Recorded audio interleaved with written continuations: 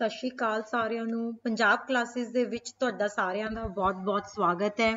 ਜਿਵੇਂ ਕਿ ਤੁਹਾਨੂੰ ਸਾਰਿਆਂ ਨੂੰ ਪਤਾ ਹੈ ਕਿ ETT ਤੇ PS ਚੈਟ ਦਾ ਸਿਲੇਬਸ ਅਨਾਉਂਸ ਹੋ ਚੁੱਕਿਆ ਹੈ ਤੇ ਇਸ ਦੇ ਨਾਲ ਹੀ ਸਾਡਾ ਵੀ ਸਾਇੰਸ ਦਾ ਬੈਚ ਬਿਲਕੁਲ ਹੀ ਤਿਆਰ ਹੈ। ਤੁਸੀਂ ਇਸ ਬੈਚ ਨੂੰ ਲੈ ਸਕਦੇ ਹੋ। ਇਹਦੇ ਵਿੱਚ ਸਾਇੰਸ ਦੇ ਇੱਕ ਟੌਪਿਕ ਆਪਾਂ ਨੇ ਪੂਰੀ ਡਿਟੇਲ ਦੇ ਵਿੱਚ ਪੜ੍ਹਾਇਆ ਹੈ, ਉਸ ਨੂੰ ਡਿਸਕਸ ਕੀਤਾ ਹੈ ਤੇ ਜਿਵੇਂ ਹੀ ਇੱਕ ਟੌਪਿਕ ਖਤਮ ਹੁੰਦਾ ਹੈ ਉਸ ਦੇ ਨਾਲ ਦੇ ਅਸੀਂ MCQs ਡਿਸਕਸ ਕਰਦੇ ਹਾਂ ਤੇ ਉਹਨੂੰ ਸਮਝਦੇ ਹਾਂ। ਜਦੋਂ ਆਪਣਾ ਇੱਕ ਵਾਰ ਸਾਰਾ ਸਿਲੇਬਸ ਖਤਮ ਹੋ ਜਾਊਗਾ ਉਸ ਤੋਂ ਬਾਅਦ ਆਪਾਂ ਰਿਵੀਜ਼ਨ ਸੀਰੀਜ਼ ਸ਼ੁਰੂ ਕਰਾਂਗੇ ਜਿਹਦੇ ਵਿੱਚ ਇੱਕ ਟੌਪਿਕ ਨੂੰ ਬਹੁਤ ਬਰੀਫਲੀ ਰਿਵਾਈਜ਼ ਕਰਵਾਇਆ ਜਾਊਗਾ ਤਾਂ ਕਿ ਤੁਹਾਡੇ ਇਹ ਦੋ ਪੇਪਰਾਂ ਤੋਂ ਬਿਨਾ ਬਾਕੀ ਵੀ ਜੋ ਕੰਪੀਟੀਟਿਵ ਪੇਪਰਾਂ ਦੀ ਤੁਸੀਂ ਤਿਆਰੀ ਕਰ ਰਹੇ ਹੋ ਜਿਹਦੇ ਵਿੱਚ ਸਾਇੰਸ ਆਂਦੀ ਹੈ ਉਹਦੀ ਬਹੁਤ ਚੰਗੇ ਤਰੀਕੇ ਨਾਲ ਤੁਹਾਡੀ ਤਿਆਰੀ ਹੋ ਜਾਏਗੀ। ਤਾਂ ਅੱਜ ਆਪਾਂ ਸ਼ੁਰੂ ਕਰਦੇ ਹਾਂ ਆਪਣਾ ਇਸ ਸਿਲੇਬਸ ਦਾ ਜਿਹੜਾ ਪਹਿਲਾ ਚੈਪਟਰ ਹੈ ਮੋਸ਼ਨ। ਠੀਕ ਹੈ, ਇਹ ਇੱਕ ਫਿਜ਼ਿਕਸ ਦਾ ਟੌਪਿਕ ਹੈ। ਇਸ ਨੂੰ ਆਪਾਂ ਪੂਰੀ ਡਿਟੇਲ ਦੇ ਵਿੱਚ ਸਮਝਾਂਗੇ ਤੇ ਦੇਖਾਂਗੇ ਕਿ ਮੋਸ਼ਨ ਕੀ ਹੁੰਦਾ ਹੈ, ਇਹਦੇ ਪਿੱਛੇ ਕਿਹੜੀਆਂ ਫੋਰਸਿਸ ਨੇ, ਲਾਜ਼ ਕੀ ਹੈ ਮੋਸ਼ਨ ਦੇ ਜਿਹੜੇ ਵਰਕ ਕਰਦੇ ਆ। ਠੀਕ ਹੈ, ਇਹ ਚੈਪਟਰ ਨੂੰ ਸਮਝਦੇ ਹੋਏ ਆਪਾਂ ਜਿੰਨੀਆਂ ਵੀ ਐਗਜ਼ਾਮਪਲ ਹੈ ਉਹ ਆਪਣੀ ਡੇਲੀ ਲਾਈਫ ਦੇ ਵਿੱਚ ਲਵਾਂਗੇ ਜਿਸ ਨੂੰ ਤੁਸੀਂ ਸਮਝਦੇ ਹੋ। ਠੀਕ ਹੈ, ਆਪਾਂ ਕੁਝ ਵੀ ਆਪਾਂ ਸਾਇੰਸ ਨੂੰ ਇਸ ਤਰੀਕੇ ਨਾਲ ਨਹੀਂ ਸਮਝਣਾ ਕਿ ਸਾਇੰਸ ਸਿਰਫ ਆਪਣੀਆਂ ਬੁੱਕਸ ਦੇ ਵਿੱਚ ਹੈ ਤੇ ਤੁਸੀਂ ਉਸ ਨੂੰ ਰੱਟਾ ਮਾਰਨਾ ਹੈ। ਮੈਂ ਤੁਹਾਨੂੰ ਸਾਰੀ ਦੀ ਸਾਰੀ ਸਾਇੰਸ ਇਸ ਤਰੀਕੇ ਨਾਲ ਕਰਾਉਂਗੀ ਕਿ ਤੁਸੀਂ ਆਪਣੀ ਰਸੋਈ ਦੇ ਵਿੱਚ ਜਿਹੜੀ ਕਿਚਨ ਦੇ ਵਿੱਚ ਜੋ ਵੀ ਫਿਨੋਮੀਨਾ ਦੇਖਦੇ ਹੋ ਉਹ ਕੈਮਿਸਟਰੀ ਦੇ ਵਿੱਚ ਪੜੋਗੇ। ਤੁਸੀਂ ਜੋ ਆਪਣੀ ਡੇਲੀ ਲਾਈਫ ਦੇ ਵਿੱਚ ਤੁਸੀਂ ਜਿੰਨੇ ਵੀ ਲਾਜ਼ ਜਾਂ ਜਿੰਨੇ ਵੀ ਫਿਨੋਮੀਨਾ ਤੁਸੀਂ ਦੇਖਦੇ ਹੋ ਉਸ ਨੂੰ ਤੁਸੀਂ ਫਿਜ਼ਿਕਸ ਦੇ ਵਿੱਚ ਪੜੋਗੇ ਤੇ ਆਪਣੀ ਬਾਡੀ ਦੇ ਜਿੰਨੇ ਚੇਂਜਸ ਨੂੰ ਤੁਸੀਂ ਆਬਜ਼ਰਵ ਕਰਦੇ ਹੋ ਜਾਂ ਜਿੰਨੀਆਂ ਪ੍ਰੋਸੈਸਿਸ ਤੁਹਾਡੀ ਬਾਡੀ ਦੇ ਅੰਦਰ ਜਾਂ ਪਲਾਂਟਸ ਐਨੀਮਲਸ ਦੇ ਵਿੱਚ ਹੁੰਦੀਆਂ ਨੇ ਉਸ ਨੂੰ ਤੁਸੀਂ ਬਾਇਓਲੋਜੀ ਦੇ ਚੈਪਟਰਸ ਦੇ ਵਿੱਚ ਚੰਗੀ ਤਰ੍ਹਾਂ ਪੜੋਗੇ। ਤਾਂ ਸਭ ਤੋਂ ਪਹਿਲਾਂ ਜੋ ਆਪਣਾ ਅੱਜ ਦਾ ਚੈਪਟਰ ਹੈ ਉਹ ਹੈਗਾ ਮੋਸ਼ਨ। ਠੀਕ ਹੈ, ਮੋਸ਼ਨ ਮੀਨਸ ਕਿ ਗਤੀ। ਜਦੋਂ ਵੀ ਆਪਾਂ ਆਪਣੀ ਆਮ ਜ਼ਿੰਦਗੀ ਦੇ ਵਿੱਚ ਮੋਸ਼ਨ ਬਾਰੇ ਡਿਸਕਸ ਕਰਦੇ ਹਾਂ ਤਾਂ ਆਪਣੇ ਦਿਮਾਗ ਦੇ ਵਿੱਚ ਆਉਂਦਾ ਹੈ ਕਿ ਮੂਵਮੈਂਟ ਮਤਲਬ ਕਿ ਹਿਲਚੁਲ। ਆਪਾਂ ਕਹਿੰਦੇ ਹਾਂ ਕਿ ਆ ਜਿਹੜਾ ਬੰਦਾ ਹੈ ਬਹੁਤ ਜ਼ਿਆਦਾ ਮੋਸ਼ਨ ਚ ਆ। ਇਟ ਮੀਨਸ ਕਿ ਬਹੁਤ ਜ਼ਿਆਦਾ એનર્ਜੈਟਿਕ ਹੈ, ਬਹੁਤ ਜ਼ਿਆਦਾ ਤੇਜ਼ ਹੈ, ਕਿ ਘੁੰਮਦਾ ਫਿਰਦਾ ਰਹਿੰਦਾ ਹੈ, ਮੂਵਮੈਂਟ ਕਰਦਾ ਰਹਿੰਦਾ ਹੈ। ਠੀਕ ਹੈ, ਕੋਈ ਚੀਜ਼ ਆਪਾਂ ਕਹਿੰਦੇ ਹਾਂ ਕਿ ਰੈਸਟ ਤੇ ਆ। ਰੈਸਟ ਤੇ ਕੋਈ ਚੀਜ਼ ਰੈਸਟ ਤੇ ਹੋਣ ਦਾ ਮਤਲਬ ਹੈ ਕਿ ਉਹ ਬਹੁਤ ਜ਼ਿਆਦਾ ਹਿਲਚੁਲ ਨਹੀਂ ਕਰਦਾ, ਕਿ ਉਹ ਆਰਾਮ ਨਾਲ ਬੈਠਾ, ਰੈਸਟ ਕਰ ਰਿਹਾ। ਠੀਕ ਹੈ, ਕੋਈ ਹਿਲਚੁਲ ਨਹੀਂ ਹੈਗੀ, ਆਰਾਮ ਨਾਲ ਬੈਠਾ। ਦੂਜਾ ਆਪਣੇ ਕੋਲੇ ਹੁੰਦਾ ਮੋਸ਼ਨ, ਜੋ ਬੰਦਾ ਕੋਈ ਨਾ ਕੋਈ ਹਿਲਚੁਲ ਕਰਦਾ ਰਹਿੰਦਾ ਤੇ ਮੂਵਮੈਂਟ ਕਰਦਾ ਰਹਿੰਦਾ। ਠੀਕ ਹੈ, ਸਭ ਤੋਂ ਪਹਿਲਾਂ ਜਦੋਂ ਵੀ ਤੁਸੀਂ ਇਹ ਮੋਸ਼ਨ ਚੈਪਟਰ ਪੜ੍ਹਨਾ ਤਾਂ ਦੋ ਟਰਮੀਨੋਲੋਜੀਜ਼ ਤੁਹਾਡੇ ਸਾਹਮਣੇ ਆਉਣਗੀਆਂ। ਪਹਿਲੀ ਹੈ ਰੈਸਟ, ਦੂਜਾ ਹੈ ਮੋਸ਼ਨ। ਰੈਸਟ ਦਾ ਮਤਲਬ ਹੈ ਚੀਜ਼ ਰੈਸਟ ਤੇ ਹੈ। ਇਟ ਮੀਨਸ ਕਿ ਉਹ ਆਪਣੇ ਬੈੱਡ ਤੇ ਬੈਠਾ, ਆਪਣੀ ਚੇਅਰ ਤੇ ਬੈਠਾ, ਸੋਫੇ ਤੇ ਬੈਠਾ ਰੈਸਟ ਕਰ ਰਿਹਾ। ਉਹਦੀ ਬਾਡੀ ਦੇ ਵਿੱਚ ਕੋਈ ਮੂਵਮੈਂਟ ਨਹੀਂ ਹੈਗੀ, ਉਹਦੀ ਬਾਡੀ ਦੇ ਵਿੱਚ ਕੋਈ ਗਤੀ ਨਹੀਂ ਹੈਗੀ, ਉਹ ਰੈਸਟ ਤੇ ਹੈ ਮਤਲਬ ਕਿ ਉਹਦੀ ਕੋਈ ਹਿਲਚੁਲ ਨਹੀਂ ਹੋ ਰਹੀ। ਦੂਜੇ ਪਾਸੇ ਆਪਾਂ ਕਹਿ ਰਹੇ ਹਾਂ ਮੋਸ਼ਨ। ਮੋਸ਼ਨ ਦਾ ਮਤਲਬ ਹੈ ਕਿ ਬਾਡੀ ਦੇ ਵਿੱਚ ਮੂਵਮੈਂਟ ਹੈ, ਬਾਡੀ ਆਪਣੀ ਪੋਜੀਸ਼ਨ ਹੈ ਜਿਹੜੀ ਉਹ ਚੇਂਜ ਕਰ ਰਿਹਾ ਹੈ। ਬਾਡੀ ਆਪਣੀ ਪੋਜੀਸ਼ਨ ਹੈ ਜਿਹੜੀ ਉਹ ਚੇਂਜ ਕਰ ਰਿਹਾ ਹੈ।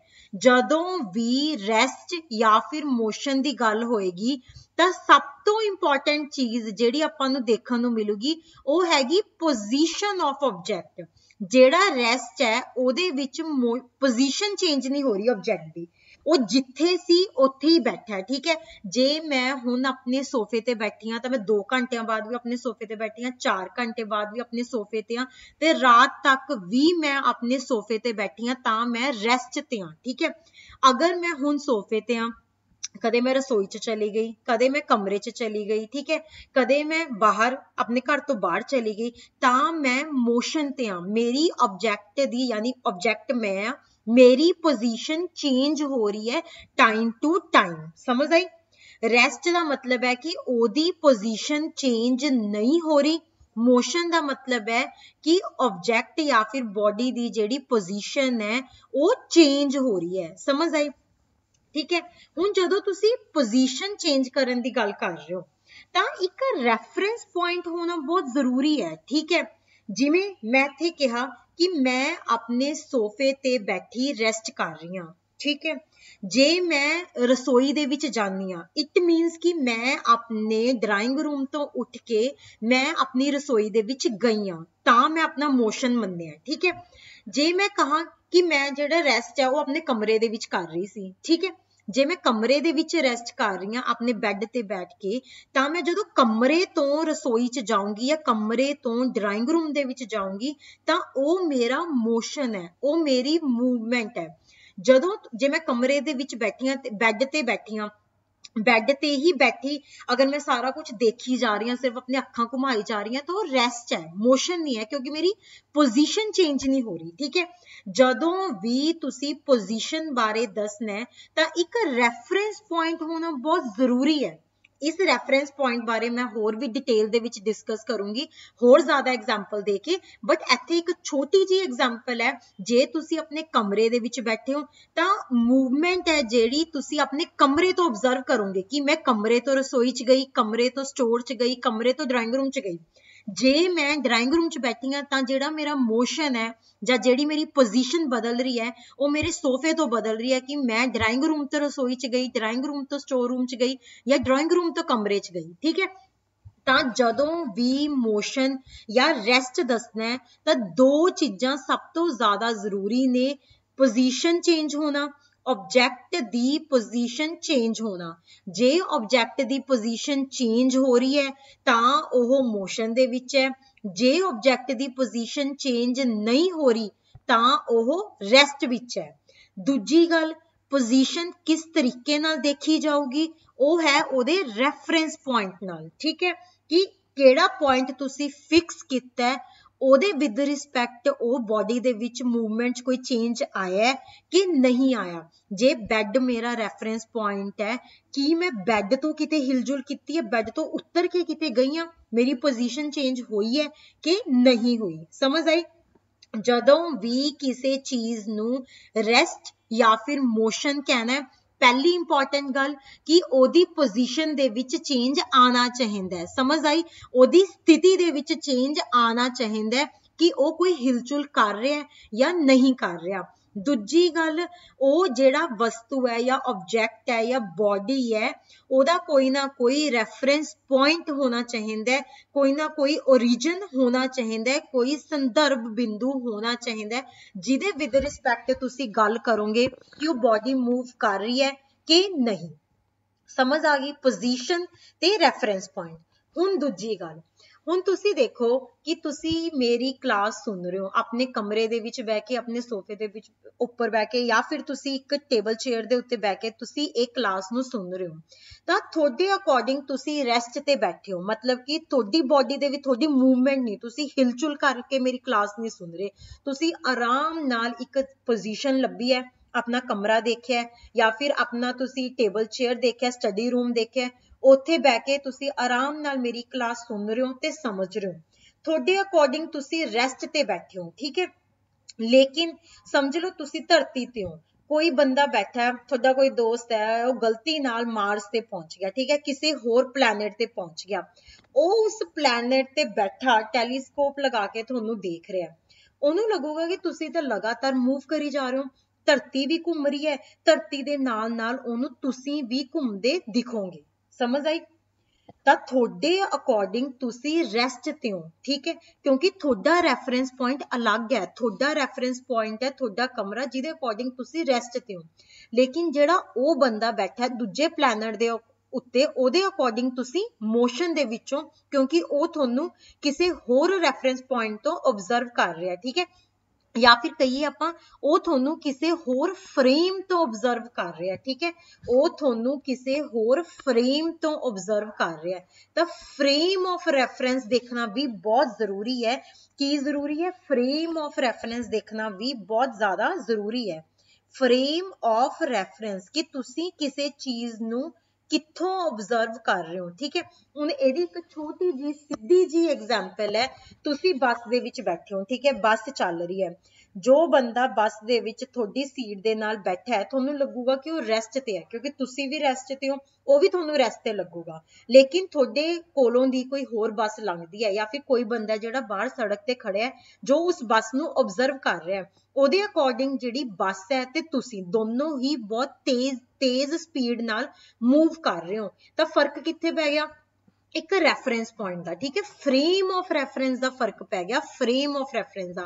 थोड़ा फ्रेम ऑफ रेफरेंस वो बस है जिहदे विच बैठे हो तुसीं, तां थोनू लगूगा कि वो जिहड़ा बंदा तुहाडे नाल बैठा है उहदी पोजीशन दे विच कोई चेंज नहीं आ रहा, क्योंकि तुसीं दोनों इकट्ठे मूव कर रहे हो, ठीक है। तां तुसीं दोनों एक दूजे लई स्टेशनरी हो। लेकिन जिहड़ा बंदा बाहर बैठा है या जिहड़ा बंदा दूजी बस दे विच बैठा है, ਉਹਦੇ ਅਕੋਰਡਿੰਗ ਤੁਹਾਡੀ ਪੋਜੀਸ਼ਨ ਚੇਂਜ ਹੋ ਰਹੀ ਹੈ। ਤੁਸੀਂ ਸੰਗਰੂਰ ਤੋਂ ਚੱਲੇ ਸੀ, ਹੌਲੀ ਹੌਲੀ ਤੁਸੀਂ ਪਟਿਆਲੇ ਪਹੁੰਚ ਗਏ, ਤਾਂ ਉਹਦੇ ਅਕੋਰਡਿੰਗ ਤੁਹਾਡੀ ਪੋਜੀਸ਼ਨ ਚੇਂਜ ਹੋ ਰਹੀ ਹੈ, ਤਾਂ ਤੁਸੀਂ ਮੋਸ਼ਨ ਦੇ ਵਿੱਚ ਹੋ। ਤਾਂ ਦੂਜੀ ਗੱਲ ਇਹ ਕਹਿੰਦਾ ਹੈ ਦੀ object may seem to be moving to one observer and stationary to other।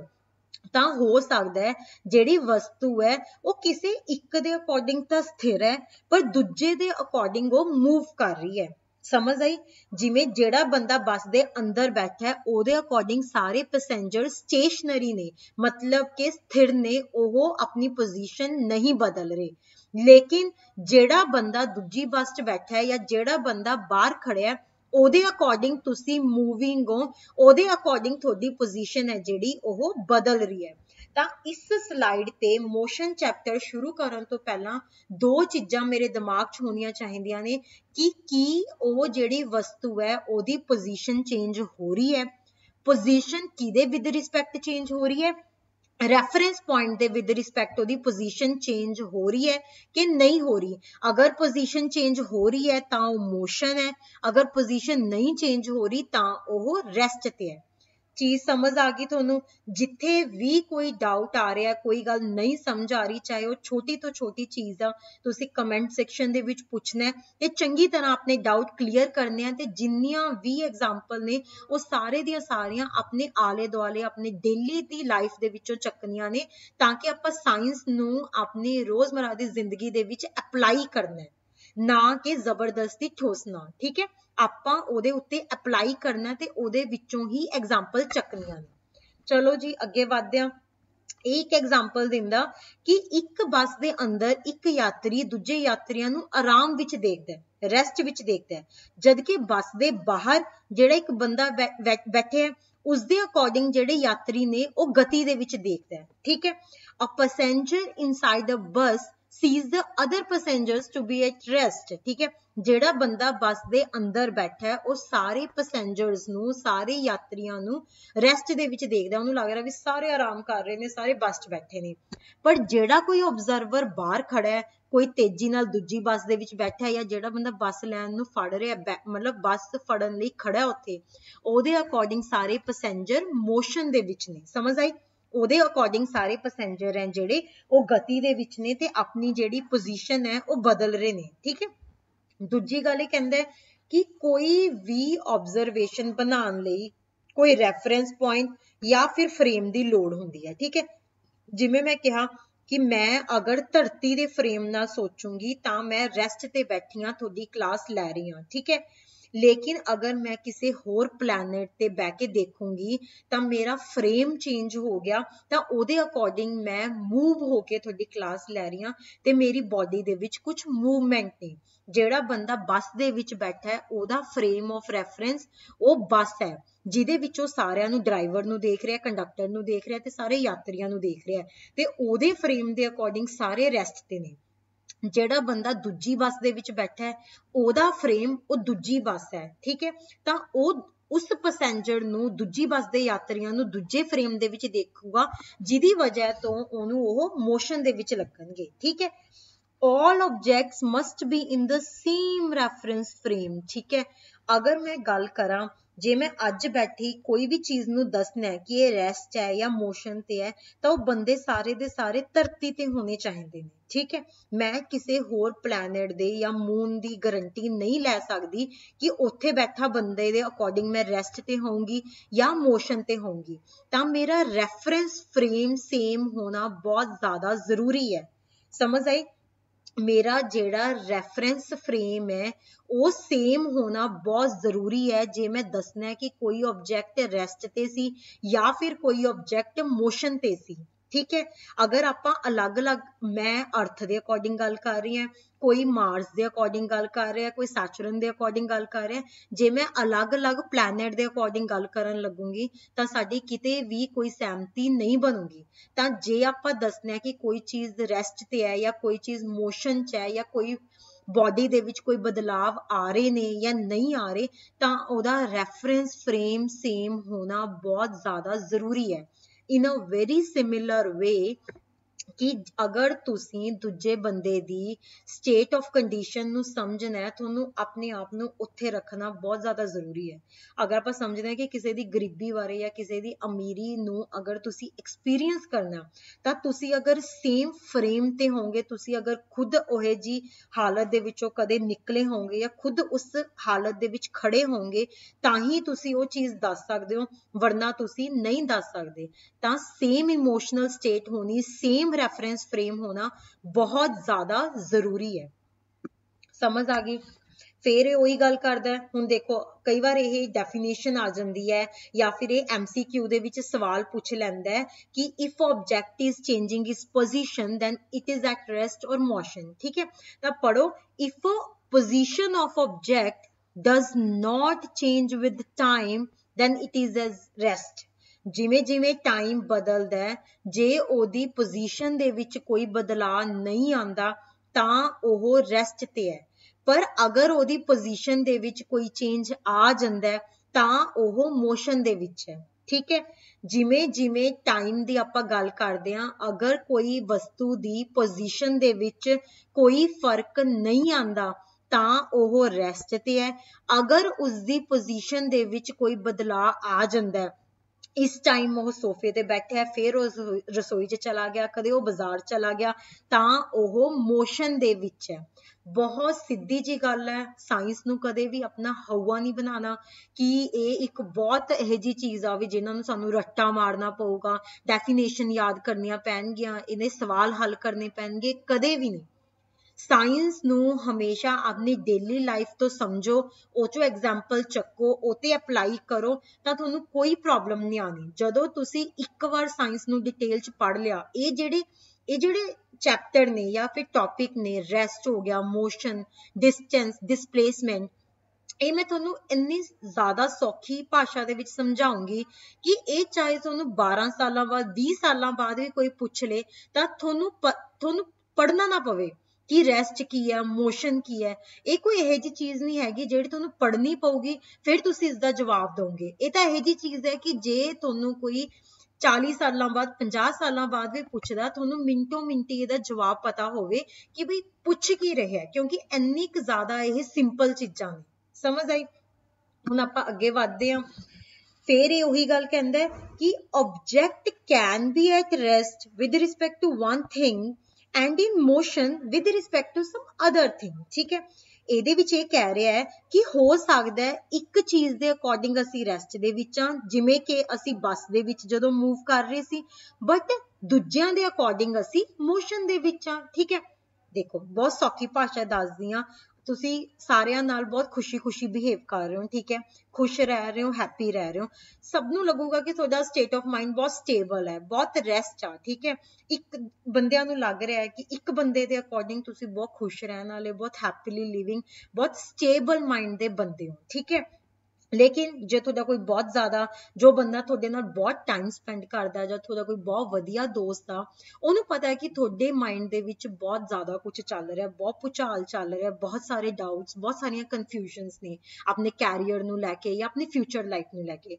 तां ओहदे अकॉर्डिंग तुसीं मोशन दे विचों, तुहाडा माइंड है जिहड़ा ओह मोशन दे विच है इक्को टाइम दे उत्ते। ठीक है, इसे करके कह रहा भी किसी बंदे लई असीं ਰੈਸਟ ਦੀ ਪੋਜੀਸ਼ਨ ਦੇ ਵਿੱਚ ਆ, ਕਿਸੇ ਬੰਦੇ ਲਈ ਅਸੀਂ ਮੋਸ਼ਨ ਦੀ ਪੋਜੀਸ਼ਨ ਦੇ ਵਿੱਚ ਆ, ਇੱਕੋ ਟਾਈਮ ਦੇ ਵਿੱਚ, ਤਾਂ state of rest and motion are relative only. ਇਹ ਗੱਲ ਇਹਨੇ ਬਹੁਤ ਵਧੀਆ ਕਹੀ ਹੈ ਕਿ ਜੋ ਸਟੇਟ ਆਫ ਮਾਈਂਡ ਹੈ, ਰੈਸਟ ਜਾਂ ਮੋਸ਼ਨ ਹੈ, ਇਹ ਰਿਲੇਟਿਵ ਹੈ। ਠੀਕ ਹੈ, ਇਹ ਰਿਲੇਟਿਵ ਨੇ, ਕਿਸੇ ਬੰਦੇ ਲਈ ਤੁਸੀਂ ਰੈਸਟ ਦੇ ਵਿੱਚੋਂ, ਕਿਸੇ ਬੰਦੇ ਲਈ ਤੁਸੀਂ ਮੋਸ਼ਨ ਦੇ ਵਿੱਚੋਂ, ਕਿਸੇ ਬੰਦੇ ਲਈ ਤੁਸੀਂ ਬਹੁਤ ਜ਼ਿਆਦਾ ਖੁਸ਼ ਹੋ, ਤੁਸੀਂ ਬਹੁਤ ਅਮੀਰ ਹੋ, ਕਿਸੇ ਬੰਦੇ ਲਈ ਤੁਸੀਂ ਅੰਨੇ ਅਮੀਰ ਵੀ ਨਹੀਂ ਹੈਗੇ, ਤੁਸੀਂ ਗਰੀਬ ਹੋ ਤੇ ਸਟੇਬਲ ਨਹੀਂ ਹੈਗੇ, ਤਾਂ ਇਹ ਰਿਲੇਟਿਵ ਹੈ। ਸਮਝ ਆਈ? ਹੁਣ ਅਗਰ ਮੈਂ ਕਹਾਂ ਕਿ अगर मैं अपनी हाइट की गल करदी हाँ, ठीक है, अगर मैं कह दा कि मेरी हाइट 5'2" है, ठीक है, तो जेड़े बंदे दी हाइट 6 फुट है ਉਹਦੇ अकॉर्डिंग मेरी हाइट बहुत छोटी है, ठीक है, जेड़े बंदे दी हाइट है जेड़ी 4'9" है या 4'10" है ਉਹਦੇ अकॉर्डिंग मेरी हाइट बहुत वड्डी आ, 5'2" बहुत वड्डी हाइट है। समझ आई? ਤਾਂ ਇਹ ਚੀਜ਼ਾਂ ਰਿਲੇਟਿਵ ਹੁੰਦੀਆਂ ਨੇ, ਇਹ ਚੀਜ਼ਾਂ ਰਿਲੇਟਿਵ ਹੁੰਦੀਆਂ ਨੇ, ਠੀਕ ਹੈ। ਕਿਸੇ ਬੰਦੇ ਲਈ ਤੁਸੀਂ ਬਹੁਤ ਯੰਗ ਹੋ, ਕਿਸੇ ਬੰਦੇ ਲਈ ਤੁਸੀਂ ਬਹੁਤ 올ਡ ਹੋ, ਤਾਂ ਇਹ ਰਿਲੇਟਿਵ ਚੀਜ਼ਾਂ ਨੇ ਜਿਹਦੇ ਲਈ ਇੱਕ ਰੈਫਰੈਂਸ ਹੋਣਾ ਬਹੁਤ ਜ਼ਰੂਰੀ ਹੈ। ਤਾਂ ਹੀ ਤੁਸੀਂ ਦੇਖ ਸਕਦੇ ਹੋ ਕਿ ਕੋਈ ਬੰਦਾ ਰੈਸਟ ਤੇ ਹੈ ਜਾਂ ਮੋਸ਼ਨ ਤੇ ਹੈ। ਜਿਵੇਂ ਬਿਊਟੀ ਆਪਾਂ ਹਮੇਸ਼ਾ ਕਹਿੰਦੇ ਕਿ ਬਿਊਟੀ ਰਿਲੇਟਿਵ ਆ, ਕਿਸੇ ਬੰਦੇ ਲਈ ਤੁਸੀਂ ਬਹੁਤ ਸੋਹਣੇ ਹੋ, ਕਿਸੇ ਬੰਦੇ ਲਈ ਤੁਸੀਂ ਨਹੀਂ ਸੋਹਣੇ, ਤਾਂ ਉਹ ਉਸ ਦੀਆਂ ਡੈਫੀਨੇਸ਼ਨਸ ਨੇ ਜਿਹਦੇ ਵਿੱਚ ਉਹ ਬਿਊਟੀ ਨੂੰ मतलब ਪਰੋਣ ਦੀ ਕੋਸ਼ਿਸ਼ ਕਰਦਾ ਹੈ। ਤਾਂ ਜੀ ਏਜ ਹੈ, ਬਿਊਟੀ ਹੈ, ਹਾਈਟ ਹੈ, ਇਹ ਸਾਰੀਆਂ ਰਿਲੇਟਿਵ ਚੀਜ਼ਾਂ ਨੇ, ਠੀਕ ਹੈ। ਇਸੇ ਤਰੀਕੇ ਨਾਲ ਜੋ state of rest and motion ਹੈ ਇਹ ਵੀ ਰਿਲੇਟਿਵ ਹੈ, ਠੀਕ ਹੈ। ਕਿਸੇ ਬੰਦੇ ਲਈ ਰੈਸਟ ਹੈ, ਕਿਸੇ ਬੰਦੇ ਲਈ ਮੋਸ਼ਨ ਹੈ, ਠੀਕ ਹੈ। ਐਬਸੋਲੂਟ ਚੀਜ਼ਾਂ ਹੁੰਦੀਆਂ ਨੇ, ਐਬਸੋਲੂਟ ਦਾ ਮਤਲਬ ਹੈ ਕਿ ਇਹ ਉਵੇਂ ਹੀ ਰਹੂਗੀ, ਠੀਕ ਹੈ। ਮੈਂ ਅੱਜ ਆਪਣਾ ਮੇਜ਼ ਖਰੀਦਿਆ 2 ਸਾਲ ਪਹਿਲਾਂ ਖਰੀਦਿਆ ਸੀ, ਠੀਕ ਹੈ, ਤਾਂ ਇਹ ਮੇਜ਼ ਮੈਂ 2 ਸਾਲ ਪਹਿਲਾਂ ਹੀ ਖਰੀਦਿਆ ਸੀ, ਐਬਸੋਲੂਟ ਹੈ, ਠੀਕ ਹੈ। 2 ਸਾਲ ਪਹਿਲਾਂ ਹੀ ਇਹ ਬਣਿਆ ਸੀ, ਇਹ ਚੇਂਜ ਨਹੀਂ ਹੋ ਸਕਦਾ। ਕੋਈ ਬੰਦਾ ਕਹੂਗਾ ਕਿ ਬਈ ਇਹ ਤਾਂ ਸਾਲ ਪਹਿਲਾਂ ਬਣਾਇਆ ਸੀ, ਜਾਂ ਕੋਈ ਬੰਦਾ ਕਹੂਗਾ 1.5 ਸਾਲ ਪਹਿਲਾਂ ਬਣਾਇਆ ਸੀ। ਘਰ ਹੈ, ਅਗਰ ਸਾਡਾ ਘਰ 20 ਸਾਲ ਪਹਿਲਾਂ ਤਿਆਰ ਹੋਇਆ ਤਾਂ 20 ਸਾਲ ਪਹਿਲਾਂ ਹੀ ਉਹ ਤਿਆਰ ਹੋਇਆ ਹੈ। ਕਿਸੇ ਬੰਦੇ ਲਈ ਉਹ ਸਾਲ ਪਹਿਲਾਂ ਤਿਆਰ ਹੋਇਆ ਜਾਂ ਕਿਸੇ ਬੰਦੇ ਲਈ 40 ਸਾਲ ਪਹਿਲਾਂ ਤਿਆਰ ਹੋਇਆ, ਐਦਾਂ ਕਦੇ ਨਹੀਂ ਹੁੰਦਾ। ਉਹ ਚੀਜ਼ਾਂ ਐਬਸੋਲੂਟ ਨਹੀਂ, ਠੀਕ ਹੈ। ਐਬਸੋਲੂਟ ਤੇ ਰਿਲੇਟਿਵ ਦਾ ਇਹ ਫਰਕ ਹੈ। ਹੁਣ ਇਹ ਕਹਿੰਦਾ ਕਿ to locate the position of object we have to choose a reference point called the origin, ਠੀਕ ਹੈ। ਸੇਮ ਗੱਲਾਂ ਨੇ, ਜਦੋਂ ਮੈਂ ਕਿਸੇ ਚੀਜ਼ ਦੀ ਸਥਿਤੀ ਦਾ ਪਤਾ ਲਗਾਉਣਾ ਹੈ ਤਾਂ ਮੈਨੂੰ ਕੋਈ ਨਾ ਕੋਈ ਸੰਦਰਭ ਬਿੰਦੂ ਚਾਹੀਦਾ ਹੈ ਜਿਸ ਨੂੰ ਮੂਲ ਕਿਹਾ ਜਾਂਦਾ ਹੈ, origin ਕਿਹਾ ਜਾਂਦਾ ਹੈ। ਕਿਸੇ ਵੀ ਚੀਜ਼ ਦੀ ਪੋਜੀਸ਼ਨ ਨੂੰ ਪਤਾ ਕਰਨ ਲਈ ਕੋਈ ਨਾ ਕੋਈ ਰੈਫਰੈਂਸ ਪੁਆਇੰਟ ਦੀ ਲੋੜ ਹੁੰਦੀ ਹੈ ਜਿਸ ਨੂੰ origin ਕਿਹਾ ਜਾਂਦਾ ਹੈ। ਸਮਝ ਆਈ? ਜਿਸ ਨੂੰ origin ਕਿਹਾ ਜਾਂਦਾ ਹੈ। ਅੱਗੇ ਇਹ ਚੀਜ਼ ਹੈ, ਬਹੁਤ ਇੰਪੋਰਟੈਂਟ ਹੈ, ਇਹਨੂੰ ਚੰਗੀ ਤਰ੍ਹਾਂ ਸਮਝੋ। ਡਿਸਟੈਂਸ ਤੇ ਡਿਸਪਲੇਸਮੈਂਟ, ਸਭ ਤੋਂ ਪਹਿਲਾਂ ਮੈਂ ਤੁਹਾਨੂੰ ਸਮਝਾਉਂਗੀ ਕਿ ਸਕੇਲਰ ਕੀ ਹੁੰਦਾ ਤੇ ਵੈਕਟਰ ਕੀ ਹੁੰਦਾ, ਠੀਕ ਹੈ। ਮਤਲਬ ਇਹ ਚੀਜ਼ ਹੈ ਨਾ ਜਿਹੜੀ ਇਹ ਬਹੁਤ ਜ਼ਿਆਦਾ ਵਾਰ ਆਉਂਦੀ ਹੈ, ਬਹੁਤ ਜ਼ਿਆਦਾ ਵਾਰ ਆਉਂਦੀ ਹੈ ਤੇ ਉਮਰ ਲੰਘ ਜਾਂਦੀ ਹੈ, ਬੰਦੇ ਨੂੰ ਇਹ ਨਹੀਂ ਪਤਾ ਚੱਲਦਾ ਕਿ ਸਕੇਲਰ ਕੀ ਹੁੰਦਾ, ਵੈਕਟਰ ਕੀ ਹੁੰਦਾ। ਸਿੰਪਲ ਬਸ ਇੱਕ ਗੱਲ ਆਪਣੇ ਦਿਮਾਗ ਦੇ ਵਿੱਚ ਰੱਖਣੀ ਹੈ, ਸਕੇਲਰ ਮੈਗਨੀਟਿਊਡ, ਵੈਕਟਰ ਡਾਇਰੈਕਸ਼ਨ।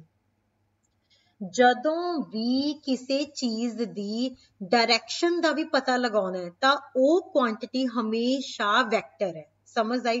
ਮੈਂ 30 ਕਿਲੋਮੀਟਰ ਪਰ ਆਵਰ ਦੀ ਸਪੀਡ ਨਾਲ ਜਾ ਰਹੀ ਸੀ, ਠੀਕ ਹੈ, ਤਾਂ ਮੈਂ ਜਾ ਰਹੀ ਸੀ ਦਿੱਲੀ ਤੋਂ ਮੋਗੇ, ਦਿੱਲੀ ਤੋਂ ਮੋਗੇ ਜਾ ਰਹੀ ਸੀ। ਚਾਹੇ ਮੈਂ ਮੋਗੇ ਤੋਂ ਦਿੱਲੀ ਆ ਰਹੀ ਸੀ, ਮੇਰੀ ਸਪੀਡ 30 ਕਿਲੋਮੀਟਰ ਪਰ ਆਵਰ ਸੀ, ਠੀਕ ਹੈ।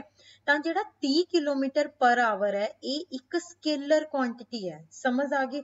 ਚਾਹੇ ਮੈਂ ਦਿੱਲੀ ਤੋਂ ਮੋਗੇ ਜਾਵਾਂ, ਚਾਹੇ ਮੈਂ ਮੋਗੇ ਤੋਂ ਦਿੱਲੀ ਜਾਵਾਂ, ਚਾਹੇ ਦਿੱਲੀ ਤੋਂ ਸੰਗਰੂਰ ਜਾਵਾਂ, ਸੰਗਰੂਰ ਤੋਂ ਲੁਧਿਆਣੇ ਜਾਵਾਂ, ਕਿਤੇ ਮਰਜ਼ੀ ਕਿਹੜੀ ਮਰਜ਼ੀ ਡਾਇਰੈਕਸ਼ਨ ਦੇ ਵਿੱਚ ਮੈਂ ਮੂਵ ਕਰੀ ਜਾਵਾਂ, ਮੇਰੀ ਜਿਹੜੀ ਸਪੀਡ ਹੈ ਉਹ 30 ਕਿਲੋਮੀਟਰ ਪਰ ਆਵਰ ਹੈ। ਦੂਜੀ ਗੱਲ, ਦਿੱਲੀ ਤੋਂ ਮੋਗੇ ਦਾ ਜਿਹੜਾ ਡਿਸਟੈਂਸ ਹੈ ਸਮਝ ਲਓ ਉਹ 200 ਕਿਲੋਮੀਟਰ 300 ਕਿਲੋਮੀਟਰ ਹੈ। ਸਮਝਿਆ? ਦਿੱਲੀ ਤੋਂ ਮੋਗੇ ਦਾ ਜਿਹੜਾ ਡਿਸਟੈਂਸ ਹੈ ਉਹ 300 ਕਿਲੋਮੀਟਰ ਹੈ। ਸਮਝ ਆਈ? ਇਹ ਫਿਕਸ ਆ, ਇਹ ਮੈਗਨੀਟਿਊਡ ਆ। 300 ਕਿਲੋਮੀਟਰ ਹੈ ਜਿਹੜਾ ਉਹ ਮੈਗਨੀਟਿਊਡ ਹੈ, ਉਹਦੀ ਕੁਆਂਟੀਟੀ ਹੈ, ਮਤਲਬ ਕਿ ਉਹਦਾ ਡਿਸਟੈਂਸ ਹੈ ਕਿ ਉਹ 300 ਕਿਲੋਮੀਟਰ ਹੈ। ਡਾਇਰੈਕਸ਼ਨ ਇਹਨੇ ਕੁਛ ਨਹੀਂ ਦੱਸੀ ਹੈਗੀ, ਚਾਹੇ ਤੁਸੀਂ ਦਿੱਲੀ ਤੋਂ ਪਹਿਲਾਂ ਲੁਧਿਆਣੇ ਜਾਓ, ਲੁਧਿਆਣੇ ਤੋਂ ਫੇਰ ਮੋਗੇ ਜਾਓ, ਚਾਹੇ ਤੁਸੀਂ ਦਿੱਲੀ ਤੋਂ ਕਿਸੇ ਹੋਰ ਡਾਇਰੈਕਸ਼ਨ ਵੱਲ ਜਾਓ, ਉਸ ਤੋਂ ਬਾਅਦ ਮੋਗੇ ਵੱਲ ਹੋ ਜਾਓ, ਤਾਂ 300 ਕਿਲੋਮੀਟਰ ਉਹਦਾ ਮੈਗਨੀਟਿਊਡ ਹੈ, ਠੀਕ ਹੈ। ਇਹ ਇੱਕ ਸਕੇਲਰ ਕੁਆਂਟੀਟੀ ਹੈ ਡਿਸਟੈਂਸ, ਠੀਕ ਹੈ, ਇਹਦੀ ਸਕੇਲਰ ਕੁਆਂਟੀਟੀ ਹੈ। ਪਰ ਇਹ ਦੱਸ ਦਿੰਦਾ ਹੈ ਕਿ ਪਹਿਲਾਂ ਮੈਂ ਦਿੱਲੀ ਤੋਂ ਲੁਧਿਆਣੇ ਜਾਊਂਗਾ, ਲੁਧਿਆਣੇ ਤੋਂ ਮੈਂ ਮੋਗੇ ਜਾਊਂਗਾ। ਸਮਝ ਆਈ?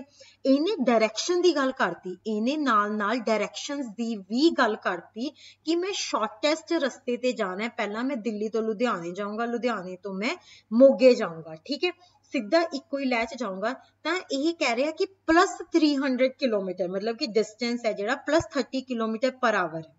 ਜੇ ਮੈਂ ਕਹਾਂ ਕਿ ਦਿੱਲੀ ਤੋਂ ਲੁਧਿਆਣੇ, ਮੈਂ ਬਾਅਦ ਚ ਲੁਧਿਆਣੇ ਤੋਂ ਥੋੜਾ ਜਿਹਾ ਪਿੱਛੇ ਜਾ ਕੇ ਫਿਰ ਉਸ ਤੋਂ ਬਾਅਦ ਮੋਗੇ ਵੱਲ ਜਾਊਂਗਾ, ਠੀਕ ਹੈ। ਤਾਂ ਇਹਦੇ ਨਾਲ ਆਪਾਂ ਪਲੱਸ ਜਾਂ ਮਾਈਨਸ ਲਾ ਦਿੰਦੇ ਹਾਂ। ਜਿਹੜੀਆਂ ਵੈਕਟਰ ਕੁਆਂਟੀਟੀਜ਼ ਹੈ ਉਹਨਾਂ ਨਾਲ ਪਲੱਸ ਜਾਂ ਮਾਈਨਸ ਲੱਗ ਸਕਦਾ ਹੈ, ਜਿਹਦਾ ਪਰਪਸ ਸਿਰਫ ਡਾਇਰੈਕਸ਼ਨ ਨਾਲ ਹੁੰਦਾ ਹੈ। ਜੇ ਮਾਈਨਸ ਲਾਤਾ ਮਤਲਬ ਕਿ ਉਹ ਵਾਪਸੀ ਵੱਲ ਆ ਰਹੇ ਨੇ, ਮੋਗੇ ਤੋਂ ਲੁਧਿਆਣੇ ਵੱਲ ਆ ਰਹੇ ਨੇ। ਜੇ ਕੁਝ ਵੀ ਨਹੀਂ ਲਾਇਆ ਮਤਲਬ ਕਿ ਪਲੱਸ ਲਾਇਆ ਮਤਲਬ ਕਿ ਉਹ ਲੁਧਿਆਣੇ ਤੋਂ ਮੋਗੇ ਵੱਲ ਜਾ ਰਹੇ ਨੇ। ਸਮਝ ਆਈ? ਜੇ ਮੈਂ ਕਹਤਾ 30 ਕਿਲੋਮੀਟਰ ਪਰ ਆਵਰ ਦੀ ਸਪੀਡ ਨਾਲ ਜਾ ਰਹੀ ਹੈ ਚੀਜ਼, ਇਟ ਮੀਨਸ ਕਿ ਉਹ ਦਿੱਲੀ ਤੋਂ ਮੋਗੇ ਵੱਲ ਹੀ ਜਾਊਗੀ, ਵਿੱਚ ਚ ਕੋਈ ਰਸਤਾ ਨਹੀਂ ਆਊਗਾ। ਸਮਝ ਆ ਗਈ? ਜੇ ਮੈਂ -30 ਕਿਲੋਮੀਟਰ ਪਰ ਆਵਰ ਲਾਤਾ, ਇਟ ਮੀਨਸ ਕਿ ਉਹ ਮੋਗੇ ਤੋਂ ਦਿੱਲੀ ਵੱਲ ਇਸ ਸਪੀਡ ਨਾਲ ਜਾ ਰਹੀ ਸੀ। ਇਹ ਗੱਲ ਬਹੁਤ ਸੌਖੀ ਹੈ, ਕੋਈ ਬਹੁਤ ਜ਼ਿਆਦਾ ਹਊਆ ਨਹੀਂ ਬਣਾਉਣਾ। ਸਕੇਲਰ ਕੁਆਂਟੀਟੀ ਦਾ ਮਤਲਬ ਹੈ ਕਿ ਉਹਦਾ ਲੈਣਾ ਦੇਣਾ ਸਿਰਫ ਮੈਗਨੀਚਿਊਡ ਨਾਲ ਹੈ, ਠੀਕ ਹੈ। ਮੈਗਨੀਚਿਊਡ ਨਾਲ ਉਹਦਾ ਲੈਣਾ ਦੇਣਾ ਹੈ। ਵੈਕਟਰ ਕੁਆਂਟੀਟੀ ਦਾ ਮਤਲਬ ਹੈ ਕਿ ਉਹਦਾ ਲੈਣਾ ਦੇਣਾ ਡਾਇਰੈਕਸ਼ਨ ਨਾਲ ਵੀ ਹੈ।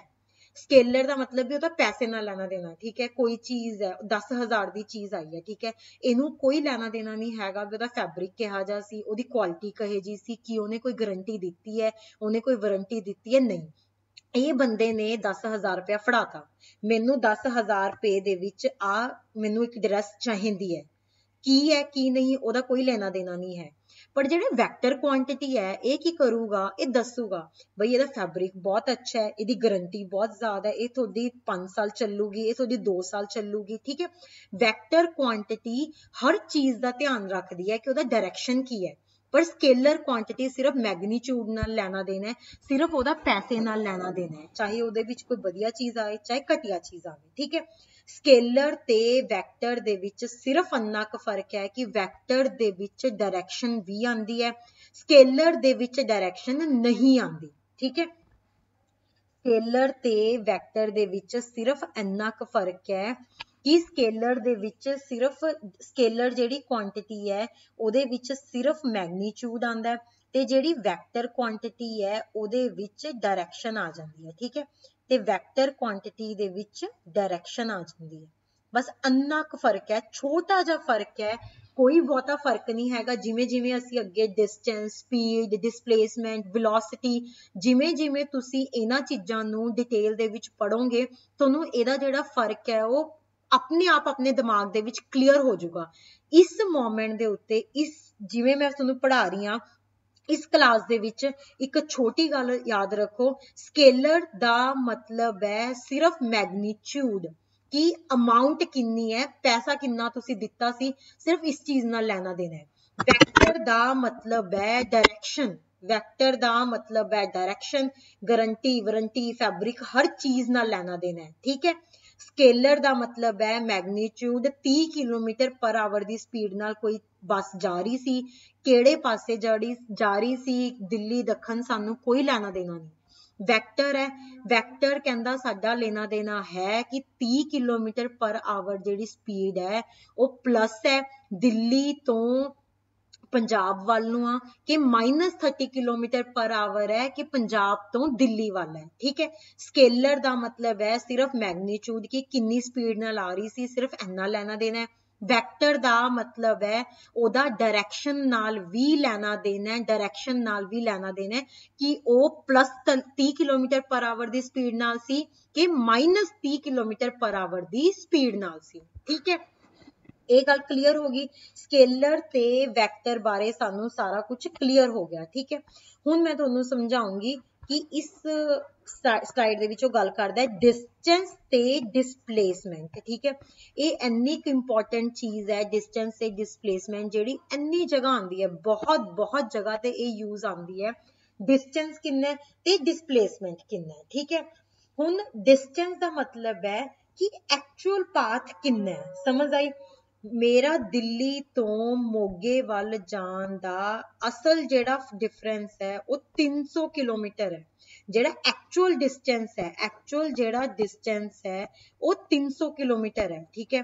ਪਰ ਜਿਹੜਾ ਸਾਡਾ ਡਰਾਈਵਰ ਸੀ ਉਹ ਬਹੁਤ ਜ਼ਿਆਦਾ ਐਕਸਪਰਟ ਹੈ, ਠੀਕ ਹੈ।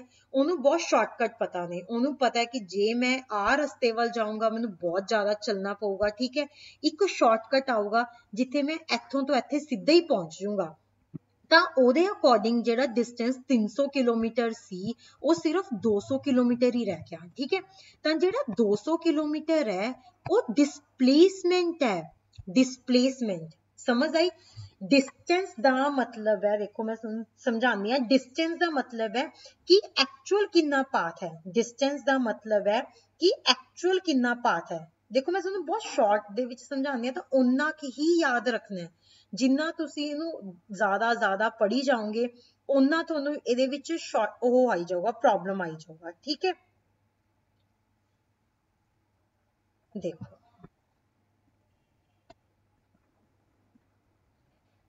डिस्टेंस ਦਾ ਮਤਲਬ ਹੈ ਐਕਚੁਅਲ ਪਾਥ, ਡਿਸਪਲੇਸਮੈਂਟ ਦਾ ਮਤਲਬ ਹੈ ਸ਼ਾਰਟੈਸਟ ਪਾਥ, ਬਸ ਇਸ ਤੋਂ ਬਿਨਾ ਤੀਜੀ ਗੱਲ ਤੁਸੀਂ ਯਾਦ ਨਹੀਂ ਰੱਖਣੀ। डिस्टेंस ਦਾ ਮਤਲਬ ਹੈ ਐਕਚੁਅਲ ਪਾਥ, डिस्प्लेसमेंट ਦਾ ਮਤਲਬ ਹੈ ਸ਼ਾਰਟੈਸਟ ਪਾਥ, ਇਸ ਤੋਂ ਬਿਨਾ ਤੀਜੀ ਗੱਲ ਯਾਦ ਨਹੀਂ ਰੱਖਣੀ। ਮੈਂ ਬਾਰੋ ਬਾਰੀ ਇਸ ਗੱਲ ਤੇ ਇਸ ਕਰਕੇ ਸਟ੍ਰੈਸ ਦੇ ਰਹੀ ਹਾਂ ਕਿ ਆਪਣਾ ਦਿਮਾਗ ਨਾ ਬਹੁਤਾ ਖਰਾਬ ਨਹੀਂ ਕਰਨਾ, ਜਿੰਨੀ ਗੱਲ ਮੈਂ ਤੁਹਾਨੂੰ ਸਮਝਾ ਰਹੀ ਹਾਂ ਸਿਰਫ ਉਨੀ ਕੁ ਗੱਲ ਯਾਦ ਰੱਖਣੀ ਹੈ ਤੇ ਤੁਹਾਡੇ ਸਾਰੇ ਕਨਸੈਪਟ ਕਲੀਅਰ ਹੋ ਜਾਣਗੇ। डिस्टेंस ਦਾ ਮਤਲਬ ਹੈ ਐਕਚੁਅਲ ਪਾਥ, डिस्प्लेसमेंट ਦਾ ਮਤਲਬ ਹੈ ਸ਼ਾਰਟੈਸਟ ਪਾਥ, ਠੀਕ ਹੈ। ਮੈਂ ਆਪਣੇ ਘਰ ਤੋਂ ਮੰਦਿਰ ਗੁਰਦੁਆਰੇ ਜਾਣਾ ਸੀਗਾ, ਠੀਕ ਹੈ, ਉਹਦੇ ਜਿਹੜਾ ਡਿਫਰੈਂਸ ਸੀਗਾ 2 ਕਿਲੋਮੀਟਰ ਉਹ ਦੂਰ ਸੀ, ਲੇਕਿਨ ਮੈਨੂੰ ਪਤਾ ਸੀਗਾ ਕਿ ਇੱਕ ਮੈਂ ਪਾਰਕ ਦੇ ਵਿੱਚ ਲੰਘੂੰਗੀ, ਸ਼ਾਰਟੈਸਟ ਇੱਕ ਸ਼ਾਰਟਕਟ ਲਵਾਂਗੀ ਪਾਰਕ ਦੇ ਵਿੱਚੋਂ, ਤਾਂ 1 ਕਿਲੋਮੀਟਰ ਦੇ ਵਿੱਚ ਹੀ ਗੁਰਦੁਆਰਾ ਆ ਜਾਊਗਾ, ਠੀਕ ਹੈ। ਤਾਂ ਜਿਹੜਾ ਮੈਂ ਪਾਰਕ ਦੇ ਵਿੱਚੋਂ ਕੱਟ ਲਿਆ ਉਹ ਮੇਰਾ ਡਿਸਪਲੇਸਮੈਂਟ ਸੀਗਾ, ਠੀਕ ਹੈ। ਬਟ ਜਿਹੜਾ ਮੈਂ ਐ ਘੁੰਮ ਫਿਰਾ ਕੇ ਇੱਥੇ ਪਹੁੰਚਣਾ ਸੀ ਉਹ ਡਿਸਟੈਂਸ, ਇਹ ਪੁਆਇੰਟ ਹੈ A, ਇਹ ਹੈਗਾ ਪੁਆਇੰਟ B। ਜਦੋਂ ਮੈਂ ਅੰਨਾ ਘੁੰਮ ਫਿਰਾ ਕੇ A ਤੋਂ B ਜਾਣਾ ਸੀ ਉਹ ਹੈਗਾ ਡਿਸਟੈਂਸ ਮੇਰਾ, ਸਮਝ ਆਈ। ਜਦੋਂ ਮੈਂ A ਤੋਂ B ਡਾਇਰੈਕਟ ਚਲੀ ਗਈ ਕੋਈ ਸ਼ਾਰਟੈਸਟ ਰੂਟ ਦੇ ਨਾਲ, ਸ਼ਾਰਟੈਸਟ ਰੂਟ ਦੇ ਨਾਲ, ਸਮਝ ਆਈ, ਤਾਂ ਉਹ ਸੀਗਾ ਉਹਦਾ ਡਿਸਪਲੇਸਮੈਂਟ, ਉਹ ਸੀਗਾ ਉਸਦਾ ਡਿਸਪਲੇਸਮੈਂਟ, ਠੀਕ ਹੈ। ਜਦੋਂ ਮੈਂ ਸ਼ਾਰਟੈਸਟ ਰੂਟ ਦੇ ਨਾਲ ਚਲੀ ਗਈ ਤਾਂ ਉਹ ਸੀਗਾ ਉਸਦਾ ਡਿਸਪਲੇਸਮੈਂਟ। ਸ਼ਾਰਟੈਸਟ ਰੂਟ ਹੈ ਇਹ A ਤੋਂ B ਦਾ, ਸਭ ਤੋਂ ਛੋਟਾ ਰੂਟ ਹੈ, ਇਹ ਹੈਗਾ ਡਿਸਪਲੇਸਮੈਂਟ। ਇਹ ਜਿਹੜਾ ਐਕਚੁਅਲ ਪਾਥ ਹੈ, ਅਸਲ ਦੇ ਵਿੱਚ ਤਾਂ ਏਦਾਂ ਜਾਣਾ ਚਾਹੀਦਾ ਸੀ, ਇਹ ਡਿਸਟੈਂਸ ਹੈ। A ਤੋਂ B ਜਾਣ ਲਈ, ਇੱਕ ਪੁਆਇੰਟ ਤੋਂ ਦੂਜੇ ਪੁਆਇੰਟ ਜਾਣ ਲਈ ਜਿਹੜਾ ਐਕਚੁਅਲ ਡਿਸਟੈਂਸ ਹੈ, ਜਿਹੜਾ ਸਹੀ ਰਸਤਾ ਹੈ, ਜਿਹੜਾ ਸੜਕੋਂ ਸੜਕੀ ਜਾਂਦਾ ਹੈ, ਸੇਫ ਰਸਤਾ ਹੈ, ਸਹੀ ਰਸਤਾ ਹੈ, ਉਹ ਹੈਗਾ ਡਿਸਟੈਂਸ। ਪਰ A ਤੋਂ B ਛੇਤੀ ਪਹੁੰਚਣ ਲਈ ਮੈਂ ਜਿਹੜਾ ਸ਼ਾਰਟਕਟ ਲੈਂਦੀ ਹਾਂ ਜਾਂ ਸਭ ਤੋਂ ਛੋਟਾ ਰਸਤਾ ਅਪਣਾਉਂਦੀ ਹਾਂ ਉਹ ਹੈ ਡਿਸਪਲੇਸਮੈਂਟ। A ਤੋਂ B ਦਾ ਜਿਹੜਾ ਐਕਚੁਅਲ ਡਿਸਟੈਂਸ ਹੈ ਉਹ ਹੈਗਾ ਡਿਸਟੈਂਸ, ਲੇਕਿਨ ਜਿਹੜਾ A ਤੋਂ B ਜਾਣ ਲਈ ਮੇਰਾ ਸ਼ਾਰਟਕਟ ਲੈਂਦੀ ਆ, ਸਭ ਤੋਂ ਸ਼ਾਰਟੈਸਟ ਜਿਹੜਾ ਰਸਤਾ ਲੈਂਦੀ ਆ ਉਹ ਹੈਗਾ ਡਿਸਪਲੇਸਮੈਂਟ। ਹੁਣ ਮੈਂ ਤੁਹਾਡੇ ਤੋਂ ਇੱਕ ਸਵਾਲ ਪੁੱਛਦੀ ਹਾਂ ਕਿ ਕੀ ਡਿਸਪਲੇਸਮੈਂਟ ਡਿਸਟੈਂਸ ਤੋਂ ਜ਼ਿਆਦਾ ਹੋ ਸਕਦਾ ਹੈ? ਹੋ ਸਕਦਾ ਹੈ? ਕਦੇ ਵੀ ਨਹੀਂ। ਇਹ ਸ਼ਾਰਟੈਸਟ ਹੈ। ਜਦੋਂ ਤੁਸੀਂ ਕਿਸੇ ਚੀਜ਼ ਦਾ ਸ਼ਾਰਟਕਟ ਲਾਓਗੇ ਕਿ ਉਹ ਐਕਚੁਅਲ ਪਾਥ ਤੋਂ ਵੀ ਜ਼ਿਆਦਾ ਹੋਊਗਾ? ਕਦੇ ਵੀ ਨਹੀਂ ਹੋ ਸਕਦਾ। ਬਰਾਬਰ ਜ਼ਰੂਰ ਹੋ ਸਕਦਾ ਹੈ, ਠੀਕ ਹੈ। ਹੋ ਸਕਦਾ ਹੈ ਮੈਨੂੰ ਕੋਈ ਪਾਰਕ ਲੱਗਿਆ ਵੀ ਮੈਨੂੰ ਛੇਤੀ ਪਹੁੰਚਾ ਦਊਗਾ, ਬਟ ਪਾਰਕ ਨੇ ਵੀ ਉਨਾ ਹੀ ਟਾਈਮ ਲਾਤਾ ਜਿੰਨਾ ਕਿ ਮੈਨੂੰ ਅਸਲ ਰਸਤੇ ਸੜਕੋਂ ਸੜਕੀ ਜਾਣ ਚ ਲੱਗਣਾ ਸੀਗਾ। ਤਾਂ ਡਿਸਟੈਂਸ ਤੇ ਡਿਸਪਲੇਸਮੈਂਟ ਬਰਾਬਰ ਹੋ ਸਕਦੇ ਨੇ, ਬਟ ਡਿਸਪਲੇਸਮੈਂਟ ਕਦੇ ਵੀ ਡਿਸਟੈਂਸ ਤੋਂ ਜ਼ਿਆਦਾ ਨਹੀਂ ਹੋ ਸਕਦਾ, ਠੀਕ ਹੈ। डिस्टेंस है जेड़ा डिस्प्लेसमेंट दे बराबर कदे बराबर हो सकता है, या फिर डिस्टेंस हमेशा ज्यादा होगा या बराबर होगा, लेकिन वो तो घट कदे भी नहीं हो सकता। समझ आ गई? वो तो घट कदे भी नहीं हो सकता। हुन आने आपां इहदी डेफिनेशन ते। The distance travelled by object is the length of actual path traversed by object। Distance ਦਾ ਮਤਲਬ ਹੈ ਕਿ ਜਿਹੜੀ ਆਬਜੈਕਟ ਹੈ, ਜਿਹੜੀ ਵਸਤੂ ਹੈ, ਉਸਦਾ ਐਕਚੁਅਲ ਪਾਥ ਕੀ ਹੈ, ਠੀਕ ਹੈ। ਅਸਲ ਮਾਰਗ ਕੀ ਹੈ, ਅਸਲ ਮਾਰਗ ਕੀ ਹੈ ਉੱਥੇ ਪਹੁੰਚਣ ਦਾ, ਅਸਲ ਮਾਰਗ ਕੀ ਹੈ ਉੱਥੇ ਪਹੁੰਚਣ ਦਾ। ਦੂਜੀ ਗੱਲ, ਉਹ ਇੱਕ ਸਕੇਲਰ ਕੁਆਂਟੀਟੀ ਹੈ। ਕੀ ਹੈ? ਸਕੇਲਰ ਕੁਆਂਟੀਟੀ ਹੈ। ਡਿਸਟੈਂਸ 30 ਕਿਲੋਮੀਟਰ ਹੈ ਤਾਂ 30 ਕਿਲੋਮੀਟਰ ਹੀ ਰਹੂਗਾ, ਚਾਹੇ ਤੁਸੀਂ A ਤੋਂ B ਆਓ, ਚਾਹੇ ਤੁਸੀਂ B ਤੋਂ A ਆਓ। ਸਮਝ ਆਈ? दूजी गल डिस्प्लेसमेंट की है। Displacement is the shortest distance between initial position ते फाइनल पोजीशन। A ਤੋਂ B ਜਾਣ ਲਈ ਜਿਹੜਾ ਸਭ ਤੋਂ ਘੱਟੋ ਘੱਟ ਰਸਤਾ ਹੈ ਜਾਂ ਸਭ ਤੋਂ ਛੋਟੀ ਜਿਹੜੀ ਦੂਰੀ ਹੈ ਉਸਨੂੰ ਕਹਿੰਦੇ ਆ ਡਿਸਪਲੇਸਮੈਂਟ। ਇਨੀਸ਼ੀਅਲ ਪੋਜੀਸ਼ਨ ਤੇ ਫਾਈਨਲ ਪੋਜੀਸ਼ਨ ਮਤਲਬ ਕਿ A ਤੋਂ B ਜਾਣ ਲਈ ਜਿਹੜਾ ਸਭ ਤੋਂ ਛੋਟਾ ਰਸਤਾ ਹੈ, ਸਭ ਤੋਂ ਛੋਟਾ ਜਿਹੜਾ ਦਰ ਹੈ ਉਸਨੂੰ ਕਹਿੰਦੇ ਆ ਆਪਾਂ ਡਿਸਪਲੇਸਮੈਂਟ।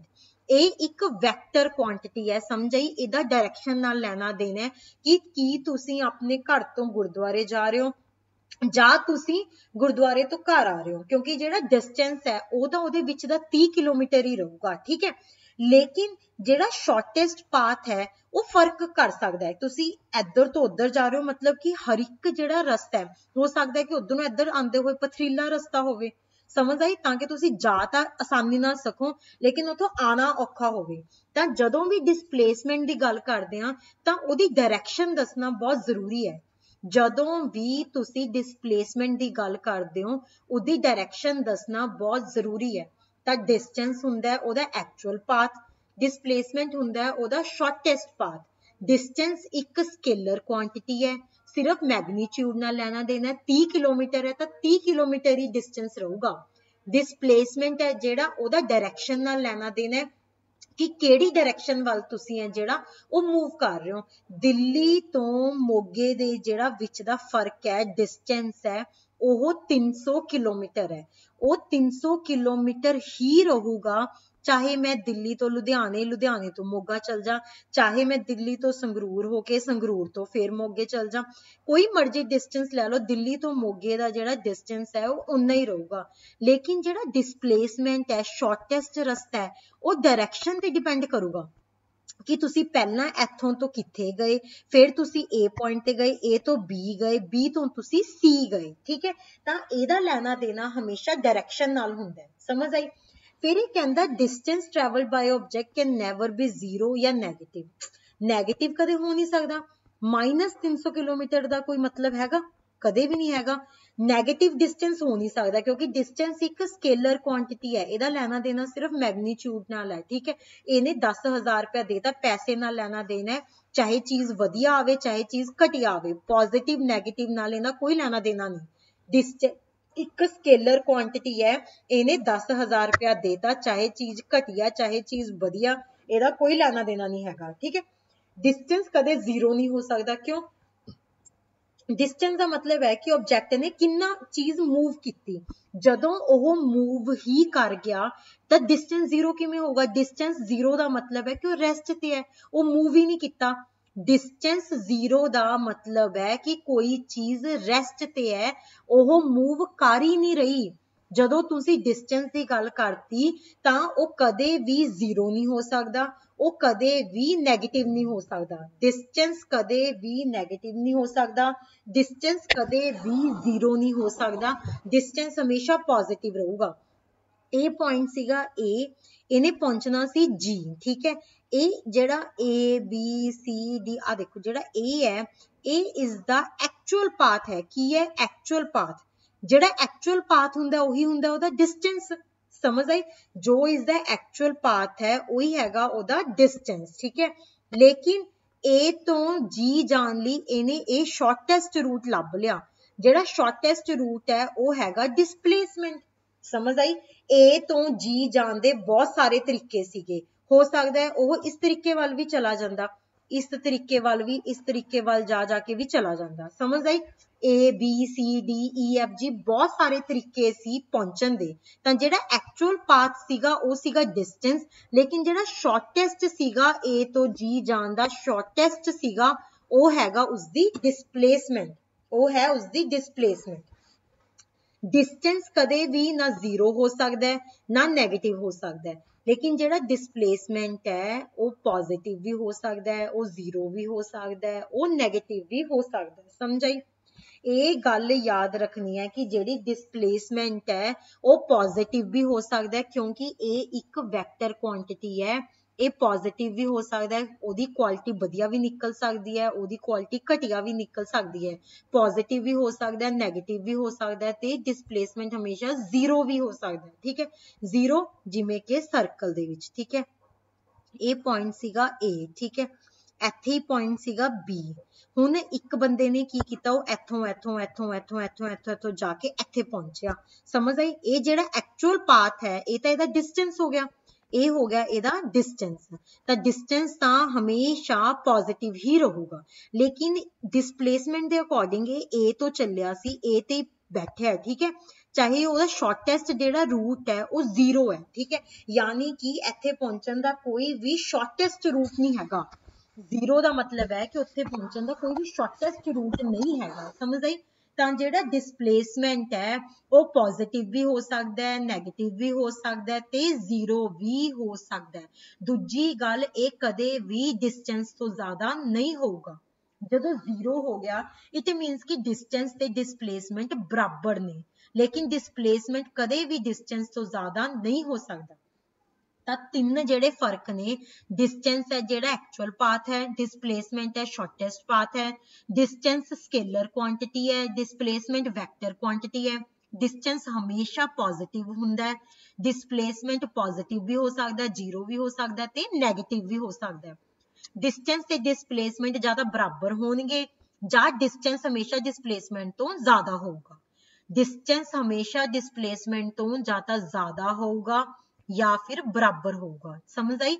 ਉਹ ਤੋਂ ਘੱਟ ਕਦੇ ਵੀ ਨਹੀਂ ਹੋ ਸਕਦਾ। ਤੁਸੀਂ ਆਪਣਾ ਦਿਮਾਗ ਲੜਾਓ, ਚੰਗੀ ਤਰ੍ਹਾਂ ਬਹਿ ਕੇ ਸੋਚੋ ਕਿ ਡਿਸਪਲੇਸਮੈਂਟ ਇੱਕ ਸ਼ਾਰਟੈਸਟ ਰੂਟ ਹੈ, ਉਹ ਡਿਸਟੈਂਸ ਤੋਂ ਵੱਧ ਕਿਵੇਂ ਹੋ ਜਾਊਗਾ? ਜਾਂ ਤਾਂ ਉਹਦੇ ਬਰਾਬਰ ਹੀ ਹੋਊਗਾ ਜਾਂ ਉਹ ਤੋਂ ਘੱਟ ਹੋਊਗਾ। Never can the distance traveled be less than the displacement। समझ आई? Never can the distance traveled be less than the displacement। ठीक है, कदे भी distance displacement तो घट नहीं हो सकता। distance कदे भी displacement तो घट नहीं हो सकता। दूजा, दोनों दे सेम यूनिट ने, ठीक है, दोनों दे यूनिट अगर किलोमीटर ने ਤਾਂ ਦੋਨਾਂ ਦੇ ਕਿਲੋਮੀਟਰ ਨੇ ਜਾਂ ਦੋਨਾਂ ਦੇ ਮੀਟਰ ਨੇ, ਦੋਨਾਂ ਦੇ ਜਿਹੜੇ ਯੂਨਿਟ ਨੇ ਉਹ ਸੇਮ ਨੇ, ਦੋਨਾਂ ਦੇ ਜਿਹੜੇ ਯੂਨਿਟ ਨੇ ਉਹ ਸੇਮ ਨੇ, ਠੀਕ ਹੈ। ਡਿਸਟੈਂਸ ਤੇ ਡਿਸਪਲੇਸਮੈਂਟ ਦੇ ਯੂਨਿਟ ਸੇਮ ਨੇ।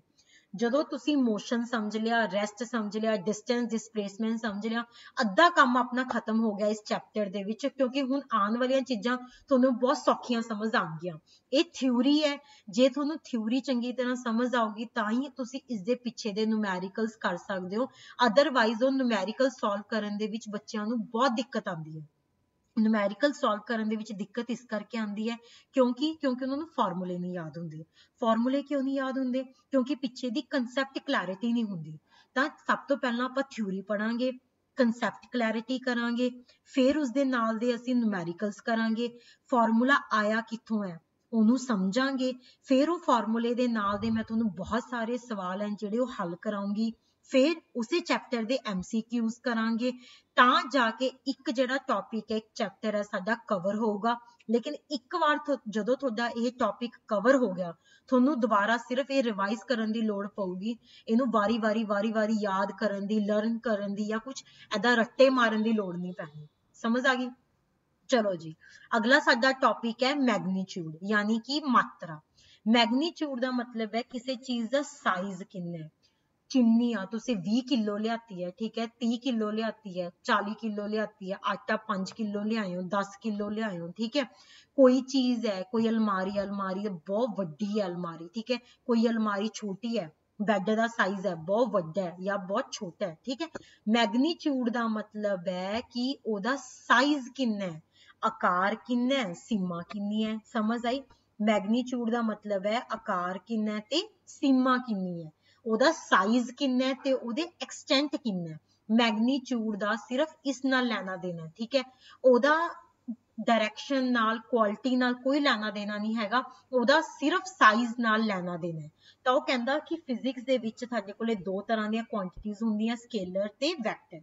ਸਕੇਲਰ ਉਹ ਜਿਨ੍ਹਾਂ ਦਾ ਲੈਣਾ ਦੇਣਾ ਸਿਰਫ ਮੈਗਨੀਚਿਊਡ ਨਾਲ ਹੈ, ਸਿਰਫ ਪੈਸੇ ਨਾਲ ਹੈ। ਵੈਕਟਰ ਉਹ ਜਿਹਦਾ ਲੈਣਾ ਦੇਣਾ ਡਾਇਰੈਕਸ਼ਨ ਨਾਲ ਵੀ ਹੈ, ਕੁਆਲਿਟੀ ਨਾਲ ਵੀ ਹੈ ਕਿ ਉਹ ਕਿਵੇਂ ਹੈ ਕਿਵੇਂ ਨਹੀਂ। ਸਮਝ ਆ ਗਈ?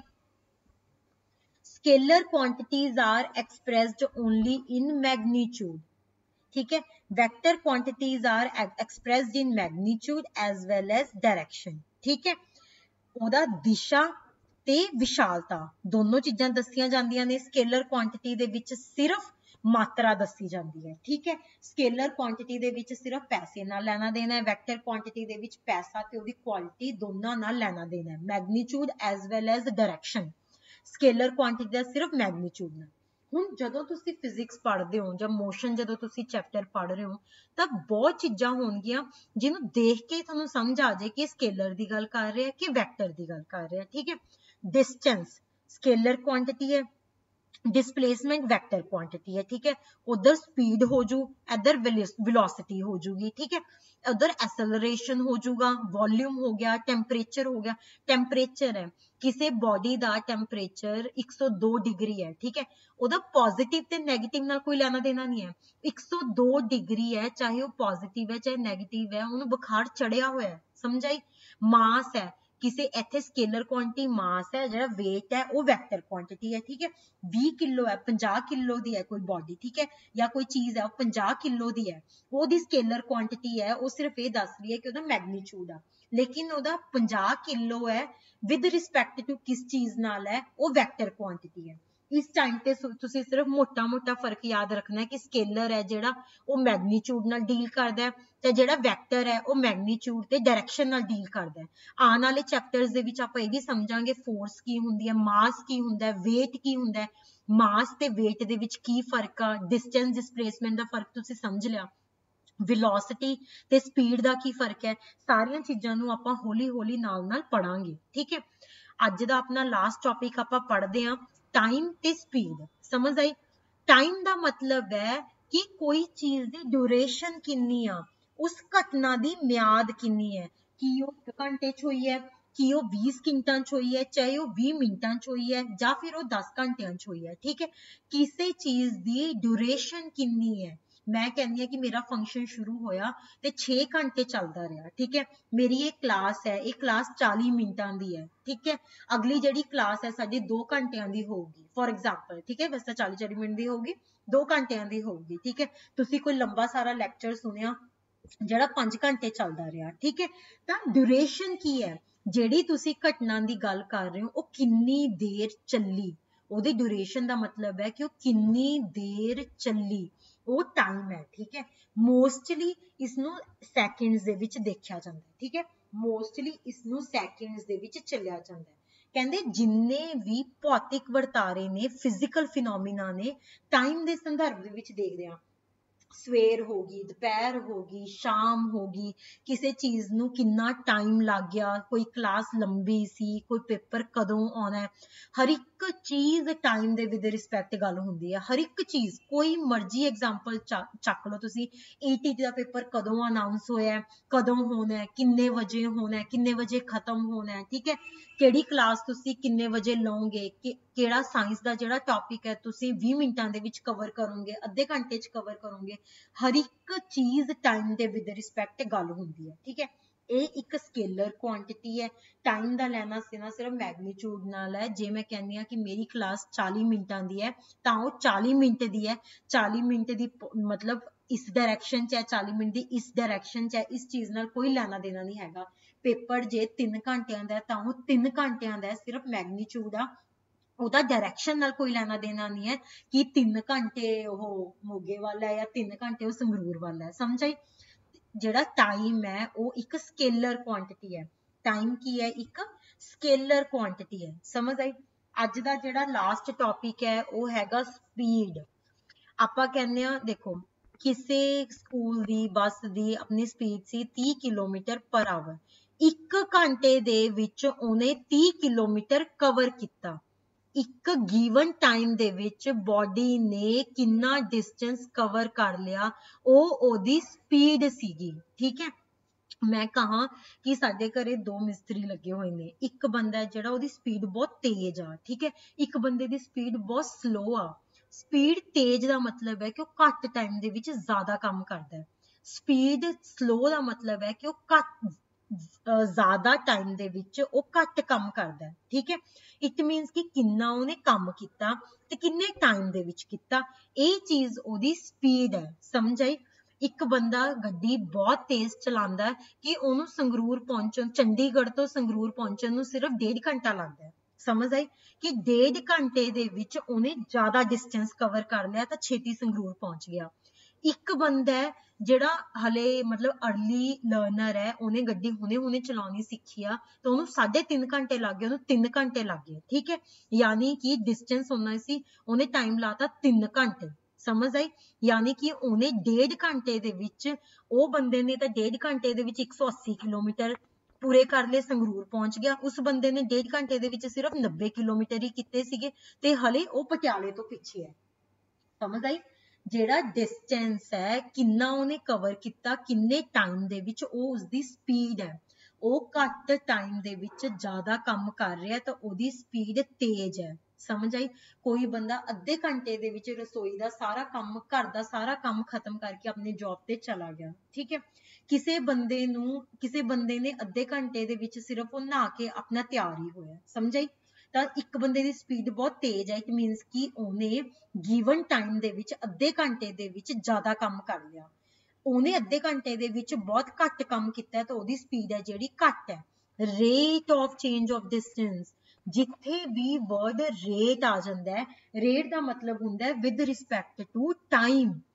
ਜਦੋਂ ਵੀ ਗੱਲ ਰੇਟ ਦੀ ਆਉਂਦੀ ਹੈ, ਰੇਟ ਦਾ ਮਤਲਬ ਹੁੰਦਾ ਹੈ ਵਿਦ ਰਿਸਪੈਕਟ ਟੂ ਟਾਈਮ। ਜਦੋਂ ਵੀ ਕਿਤੇ ਵੀ rate of change of distance, rate of change of velocity, rate of change of anything, rate ਦਾ ਮਤਲਬ ਹੁੰਦਾ ਹੈ ਵਿਦ ਰਿਸਪੈਕਟ ਟੂ ਟਾਈਮ। ਤਾਂ ਸਪੀਡ ਦਾ ਮਤਲਬ ਹੈ ਕਿ ਉਹਨੇ ਇੰਨੇ ਗਿਵਨ ਟਾਈਮ ਦੇ ਵਿੱਚ 1 ਘੰਟੇ ਦੇ ਵਿੱਚ 30 ਕਿਲੋਮੀਟਰ ਕਵਰ ਕਰ ਲਿਆ ਤਾਂ ਉਹਦੀ ਸਪੀਡ ਹੈ 30 ਕਿਲੋਮੀਟਰ ਪਰ ਆਵਰ। ਗਿਵਨ ਟਾਈਮ ਦੇ ਵਿੱਚ ਉਹਨੇ ਕਿੰਨਾ ਡਿਸਟੈਂਸ ਕਵਰ ਕੀਤਾ, ਉਹ ਹੁੰਦਾ ਸਪੀਡ। ਤਾਂ ਤੁਹਾਨੂੰ ਇਹਦਾ ਫਾਰਮੂਲਾ ਰਟਣ ਦੀ ਲੋੜ ਨਹੀਂ ਹੈਗੀ, ਇਹਦਾ ਮਤਲਬ ਹੈ distance over time. Speed is distance over time, ਮਤਲਬ ਕਿ ਉਹਨੇ ਇੰਨੇ ਟਾਈਮ ਦੇ ਵਿੱਚ ਕਿੰਨਾ ਡਿਸਟੈਂਸ ਕਵਰ ਕੀਤਾ, ਉਸਨੇ ਨਿਸ਼ਚਿਤ ਸਮੇਂ ਦੇ ਵਿੱਚ ਕਿੰਨਾ ਟਾਈਮ ਡਿਸਟੈਂਸ ਪੂਰਾ ਕੀਤਾ, ਉਹ ਉਸਦੀ ਸਪੀਡ ਹੈ। Rate of change of distance, ਤਾਂ ਸਪੀਡ ਦਾ ਮਤਲਬ ਹੈ ਡਿਸਟੈਂਸ ਓਵਰ ਟਾਈਮ, ਮਤਲਬ ਕਿ ਉਹਨੇ ਗਿਵਨ ਟਾਈਮ ਦੇ ਵਿੱਚ ਕਿੰਨਾ ਡਿਸਟੈਂਸ ਕਵਰ ਕਰ ਲਿਆ। ਜੇ ਕਿਸੇ ਦੀ ਸਪੀਡ ਹੈ 60 ਕਿਲੋਮੀਟਰ ਪਰ ਆਵਰ, ਮਤਲਬ ਕਿ ਉਹਨੇ 1 ਘੰਟੇ ਦੇ ਵਿੱਚ 60 ਕਿਲੋਮੀਟਰ ਕਵਰ ਕਰ ਲਿਆ। ਸਮਝ ਆਈ, ਕਿ 100 ਕਿਲੋਮੀਟਰ ਪਰ ਆਵਰ ਦੀ ਸਪੀਡ ਨਾਲ ਜਾ ਰਹੇ ਹੋ, ਮਤਲਬ ਕਿ 1 ਘੰਟੇ ਦੇ ਵਿੱਚ ਤੁਸੀਂ 100 ਕਿਲੋਮੀਟਰ ਕਵਰ ਕਰ ਲਓਗੇ। ਜਦੋਂ ਤੁਸੀਂ 50 ਕਿਲੋਮੀਟਰ ਪਰ ਆਵਰ ਦੀ ਸਪੀਡ ਨਾਲ ਜਾ ਰਹੇ ਹੋ, ਮਤਲਬ ਕਿ ਤੁਸੀਂ 1 ਘੰਟੇ ਦੇ ਵਿੱਚ 50 ਕਿਲੋਮੀਟਰ ਕਵਰ ਕਰੋਗੇ। ਤਾਂ ਸਪੀਡ ਦਾ ਮਤਲਬ ਹੈ ਡਿਸਟੈਂਸ ਓਵਰ ਟਾਈਮ, ਸਪੀਡ ਦਾ ਮਤਲਬ ਹੈ ਡਿਸਟੈਂਸ ਓਵਰ ਟਾਈਮ। ਦੂਜੀ ਗੱਲ ਆਉਂਦੀ ਹੈ ਮੋਸ਼ਨ ਕੀ ਹੁੰਦਾ ਹੈ, ਯੂਨੀਫਾਰਮ ਤੇ ਨਾਨ ਯੂਨੀਫਾਰਮ। ਬਹੁਤ ਜ਼ਿਆਦਾ ਸਿੰਪਲ ਹੈ, ਇਸਨੂੰ ਕੁਛ ਵੀ ਯਾਦ ਰੱਖਣਾ। ਯੂਨੀਫਾਰਮ ਦਾ ਮਤਲਬ ਹੈ ਇੱਕੋ ਜਿਹਾ, ਨਾਨ ਯੂਨੀਫਾਰਮ ਦਾ ਮਤਲਬ ਹੈ ਇੱਕੋ ਜਿਹਾ ਨਹੀਂ। ਯੂਨੀਫਾਰਮ, ਜੇ ਕਿਸੇ ਚੀਜ਼ ਦੀ ਸਪੀਡ 30 ਕਿਲੋਮੀਟਰ ਪਰ ਆਵਰ ਹੈ, ਇਟ ਮੀਨਸ ਕਿ ਚਾਹੇ ਉਹ ਦਿੱਲੀ ਗਿਆ, ਚਾਹੇ ਉਹ ਯੂਪੀ ਗਿਆ, ਚਾਹੇ ਉਹ ਜੈਪੁਰ ਰਾਜਸਥਾਨ ਗਿਆ, ਤਾਂ ਉਹ 30 ਕਿਲੋਮੀਟਰ ਪਰ ਆਵਰ ਦੀ ਸਪੀਡ ਨਾਲ ਹੀ ਚੱਲਿਆ। ਮਤਲਬ ਕਿ 1 ਘੰਟੇ ਦੇ ਵਿੱਚ ਉਹਨੇ 30 ਕਿਲੋਮੀਟਰ ਕਵਰ ਕਰਨਾ। 1 ਘੰਟੇ ਦੇ ਵਿੱਚ ਉਹਨੇ 30 ਕਿਲੋਮੀਟਰ ਕਵਰ ਕਰਨਾ, ਫਿਰ ਅਗਲੇ ਘੰਟੇ ਵੀ 30 ਕਿਲੋਮੀਟਰ, ਫਿਰ ਅਗਲੇ ਘੰਟੇ 30 ਕਿਲੋਮੀਟਰ। ਮਤਲਬ ਕਿ ਉਹਦੀ ਜਿਹੜੀ ਸਪੀਡ ਹੈ ਉਹ ਯੂਨੀਫਾਰਮ ਹੈ, ਇੱਕੋ ਜਿਹੀ ਹੈ। ਨਾਨ ਯੂਨੀਫਾਰਮ ਦਾ ਮਤਲਬ ਹੈ ਕਿ ਜਿੱਥੇ ਹਾਈਵੇ ਆ ਗਏ, ਉਹਨੇ 1 ਘੰਟੇ ਦੇ ਵਿੱਚ ਉਹਨੇ 90 ਕਿਲੋਮੀਟਰ ਵੀ ਕਰ ਲਿਆ। ਉਸ ਤੋਂ ਬਾਅਦ ਜਿਹੜਾ ਰਸਤਾ ਹੈ ਉਹ ਬਹੁਤ ਖਰਾਬ ਆ ਗਿਆ, ਪੱਥਰਾਂ ਵਾਲਾ ਰਸਤਾ ਆ ਗਿਆ, ਉੱਥੇ ਉਹ 1 ਘੰਟੇ ਦੇ ਵਿੱਚ ਸਿਰਫ 30 ਕਿਲੋਮੀਟਰ ਕਵਰ ਕਰ ਪਾਇਆ।